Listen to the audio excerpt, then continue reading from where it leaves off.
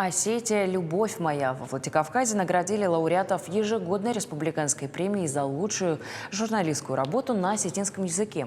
Грамоты и денежные призы победителям вручил председатель правительства Борис Джанаев.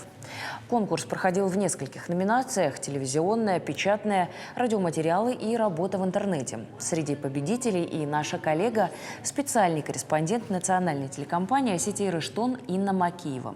Премию ежегодно проводит комитет по делам печати и массовых коммуникаций республики.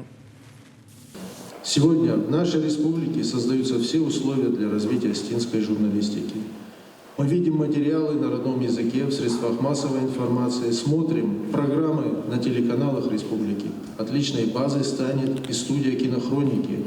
Вы знаете, что принято решение о ее возврате в собственность республики.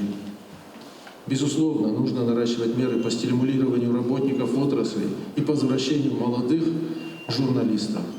Успехов вам и всего самого доброго. Мне очень приятно получить эту премию, потому что это моя, можно сказать, такая самая первая работа на осетинском языке, такая большая, масштабная. Фильм получился, на мой взгляд, таким очень масштабным, опять-таки.